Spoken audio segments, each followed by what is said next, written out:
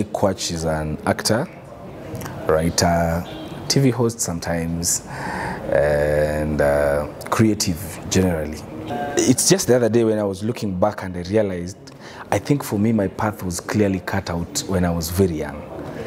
I started acting as early as preschool, like actively being involved in those things, talent things and whatever. And that went throughout. Like in my primary school, I was doing the thing. In my high school, in fact, my classmates, some of them still text me up to today and they're like, hey bro, ulikuwa uko serious na hii kitu? And then now professionally, next year would be my 13th year in acting since I started getting paid for it.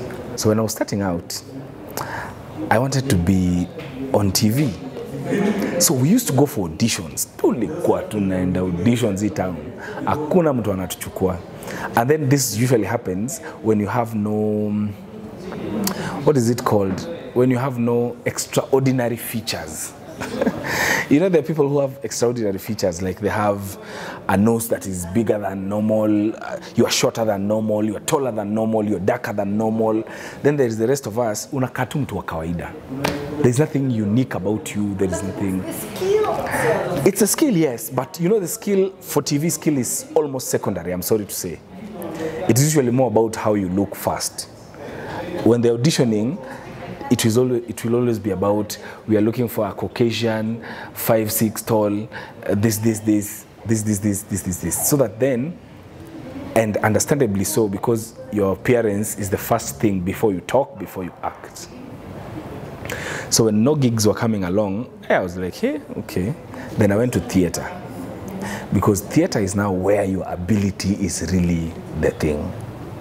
Is theater, hata uko unakaa vizuri ama unakaa vibaya ama unakaa unique aje, if you do not have it, you do not have it. There's nothing we can do about it. So and I found this to be very interesting. Did it for a while. Started with set books za shule. I performed in school for a very long time.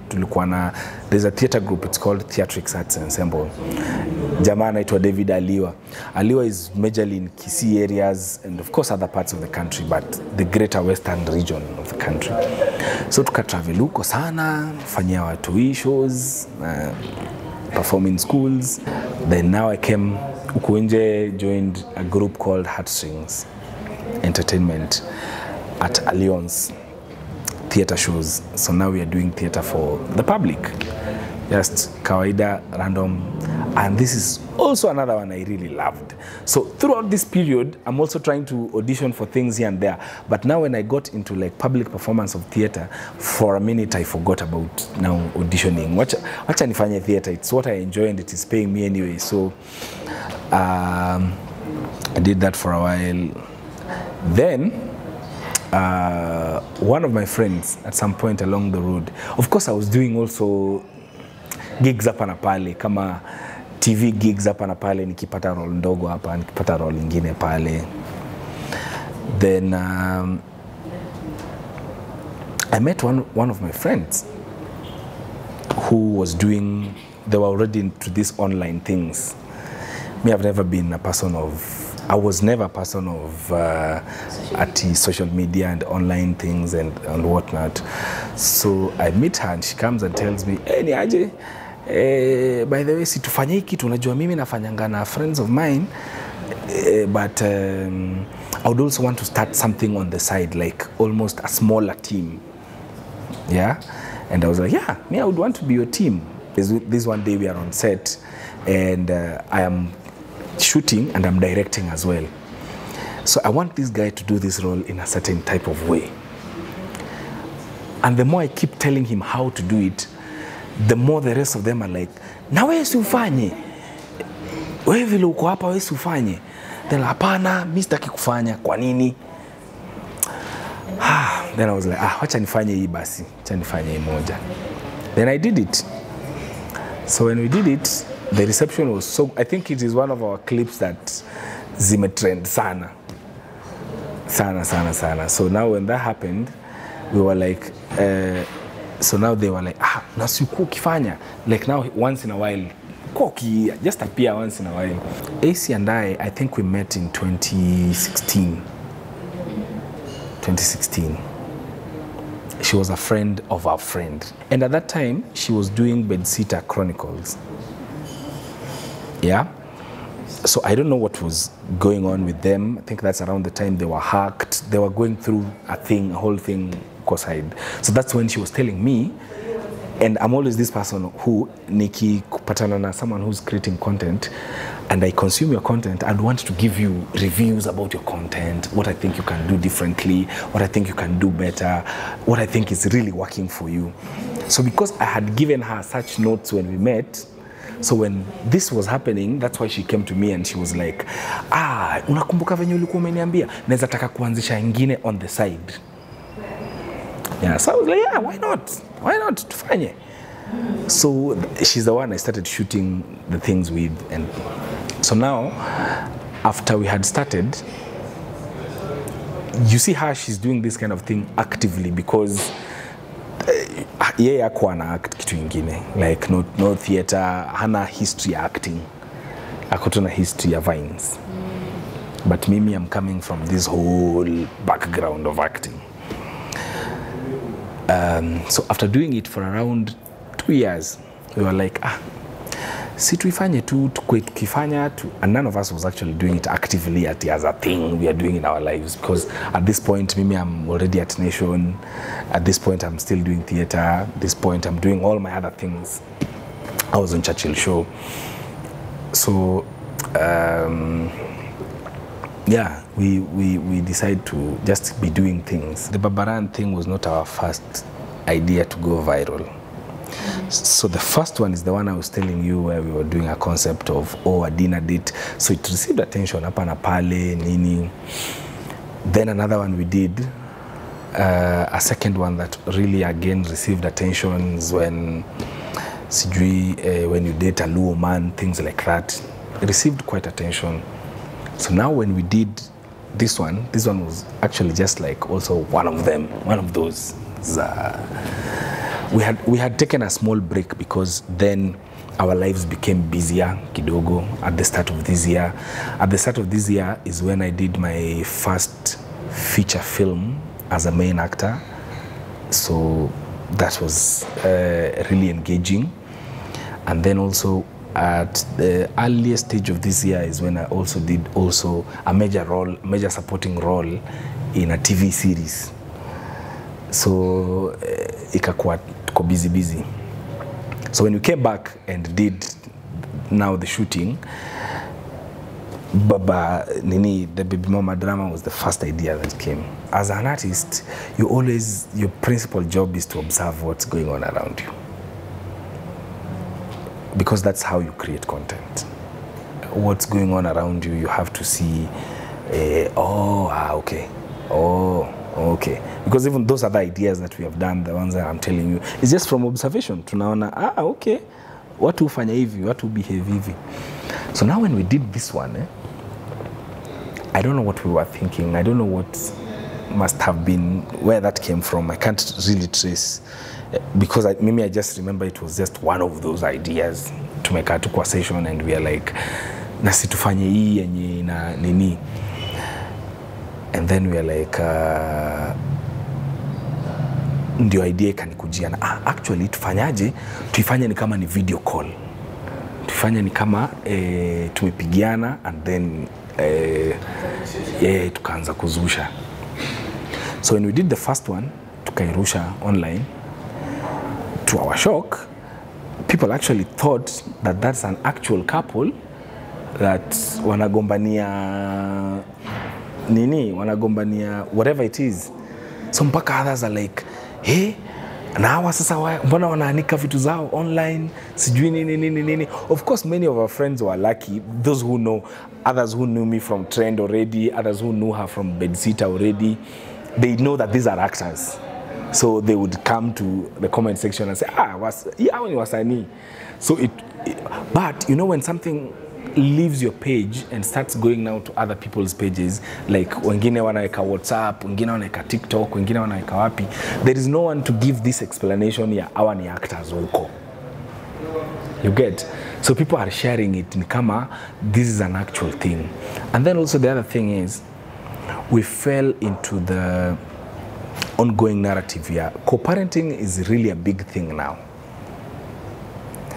Sahi, other teachers in schools have been forced to start teaching children about single parent families as a complete family, because then now we are living in a new reality where si lazima tukipata mtoto lazima tukue pamoja.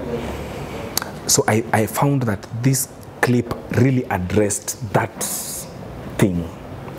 So that's why people are really responsive about it. Then after that, you know, a lot of the ideas that we've done after ni watu wanatukujia.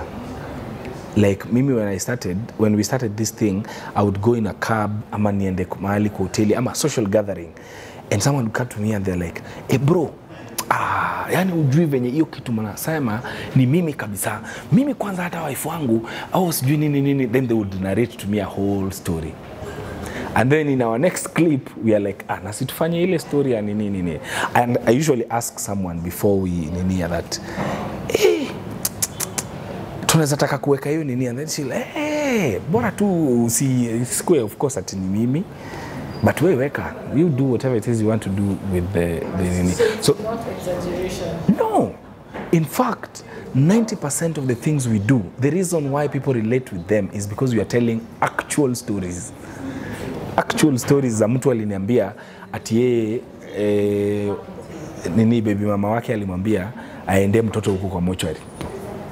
And you're like, someone could say that. Mwingine anatuambia ati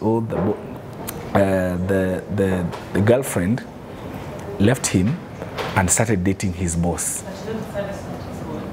So other people are thinking we are acting, but sisi tunajua it's an actual. Yeah, so the idea, Mimi, it was not my idea to, in fact both of us, it was not our idea to have it go for a long time, but the more stories we kept receiving, the more we were like, let's just keep telling those stories, and then as we tell other stories as well. I'm blessed to be a father, yeah, which is also something I'm very proud of. I think it's my highest calling of life. Every single day of my life, I usually say, I am lucky that I am not. I'm lucky that I'm not the real co-parenting I'm facing is not similar to the one we are enacting, which makes it easier for me because as an actor, my experience in life is it's very hard to act your real life. It is very hard.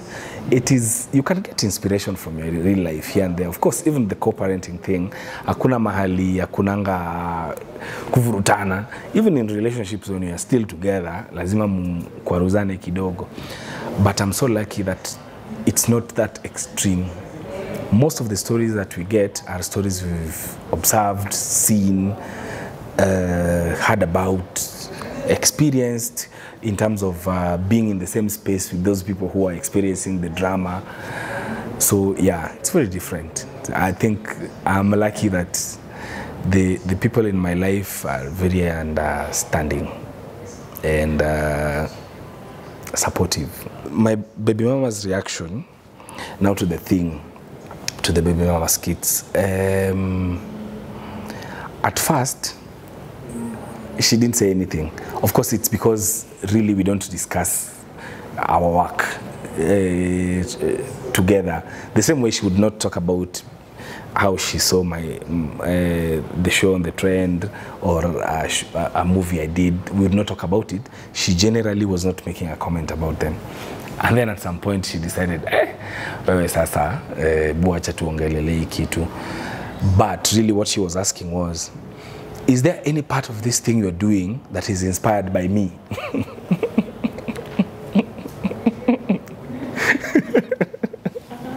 She wanted to know.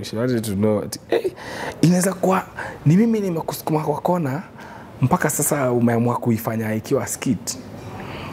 Then I was like, thank God, no, because hey, ungekuwa hivi ningekuwa nimekimbia. Then you know, at AC, when we act together, she's usually telling me, the babaran in the skit is so different from me as a person because I don't entertain a lot of things like that. So she kept telling me, hey, huyu ungekuwa wewe, mngekuwa mmekosana kitambo sana, the way unakuwa umekaliwa kwa hizi skits. So yeah, we addressed it once and then that was it. But I think she could not avoid the feeling of, ni mimi unaongelelea. Naweza kuwa ni mimi unaongelelea. Then after she was like, so you do what you do. Early this year, one of the, I think, toughest times of my acting career is the role I was playing was a role of someone's boyfriend, and it really had some two scenes. So in terms of understanding, that was harder to understand than anything else. But after she understands that, ini kazi. It's not ati kuna kitu ingine tena ati after hii kuna mahali ingine inaenda. And then of course it requires you as a person to also protect the person. It's the same thing with the co-parenting situation. That when you're co-parenting with someone and you are seeing someone else, the person you are seeing, you are the one who has the obligation to make them feel safe, to make them feel secure. That because there are some very ridiculous things I hear. Mpaka nashindongwa. Ati people are not together, someone is married, but like the baby mamas are now the side chicks or baby daddies. Like you are in an active relationship, but ukienda kuwa na mtoi, bado there are some shenanigans that happen there, and I'm like, hey, okay. So I think it's more about understanding and trust. Since we started doing this content for baby mama, I got followed by a lot of women who are baby mamas. It is a very interesting phenomenon, sijui kwa nini, but it was very interesting. Maybe it is because they are the target audience for this clip, or they relate more, but it is something very interesting I experienced. I learned the other day that if you are experiencing, a lot of times people are experiencing baby mama drama because, not baby mama drama is so subjective, co-parenting drama, that's what I would like to call it, it's more objective. If you're experiencing that kind of drama, just know, one, you are not alone. So I have come to realize over time, I'll be sharing these things on my page, support groups. There are very many support groups that are existing for the purpose of this exact reason. And a lot of times, also, for the number of times I've asked on my page, people are going through co-parenting drama because they do not understand how to do it. Bado kuna feelings ziko mixed na venye uliniwachanga vibaya, so nini. But if you put order, of course it can never be 100%, but I'm promising you, as someone from experience, it gets easier. From personal experience. Time munaanzana, mtatukanana, mtafanyana nini, because no one cares about the other person. Like, you don't care. But the moment you start being civil with each other, treating each other like adults, sio mtu tunarelate na yeye, na the same way ninaweza meet na wewe na niku treat na decency, just like someone who's an adult. The same way I meet people outside here and they treat me well, is treat each other with that basic decency. If you try that, of course it's very hard. Juu stories za pesa zikishaingilia na nini. Also that way, also it's really. And then if you have someone to share with, someone told me something that was very interesting. Talk to someone, they will give you a perspective of what your relationship looks like from outside. You can't see yourself from inside. Unaweza kuwa ukikaa juu. Kitu ingine pia nimerealize, hakuna mtu usema yeye si mtoxic, as in yeye ni mtoxic. Hata huyo baby mama mwenye ako na drama, ukimpata mahali huko, yeye ndiye ameonewa, yeye ndio this guy, oh, he's not doing blah blah blah blah blah blah blah. So if you get a third person to look at it from outside and you're just presenting the set of facts, you're just saying hii ndio nilifanya na hii ndio ikafanyika na hii ndio ikafanyika, then this person will be able to tell you, bro, hapo wewe ndio. Hata mimi a number of times I've realized mahali niko on the wrong, na ninakaa chini na jiambia hapo wenyewe hata mimi ni duty yangu sijafanya, so she's right. And when I realize this and approach it better, say sorry, nini, it becomes better. So talk to someone, be civil with each other.